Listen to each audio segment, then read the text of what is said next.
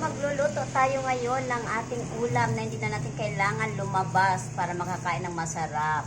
Ito, bumili ako ng manok, 2 hiwa na dibdib ng manok kasi hindi yun mabuto.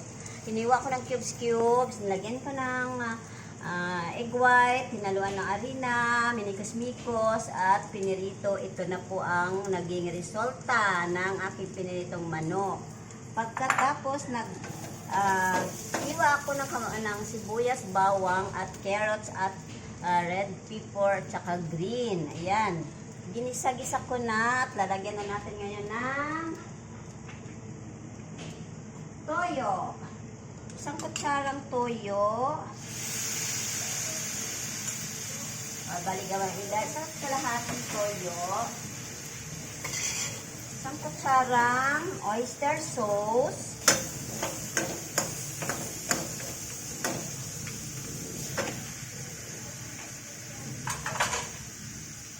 Suka, konting suka, ayan, at harina, yan, hinalo ko ng harina, at konting asukal, imikos-mikos natin yan. Ayan, dahil medyo malapot, magdadagdag tayo ng tubig. Maglagay tayo ng pampalasa. Bahala kayo kung anong gusto ninyo. Basta ako, tak-tak-tak. At may konting black pepper.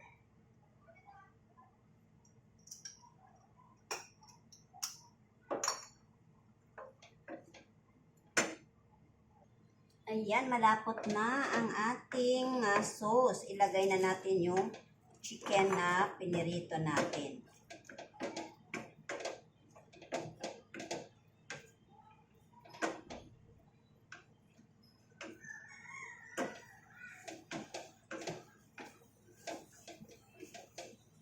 O, diba?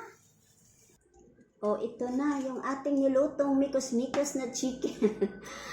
Sariling ingredients. Basta nagluto lang ako, nanood lang ako ng mga ibang lulutuin sa YouTube at ayan, ginaya-gaya lang po natin at magsarili na lang tayo ng ingredients.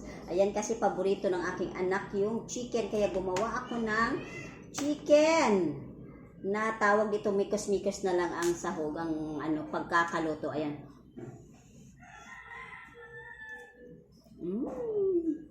Sarap.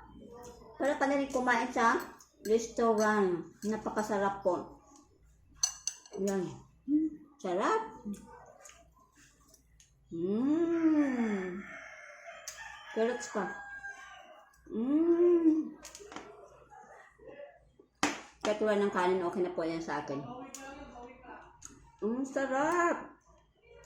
Basta ginaya-gaya ko lang ingredients, hindi naman talaga perfect ang pagkakaluto ko. Pero para sa akin, masarap ito. Ayan, kain tayo. Thank you for watching.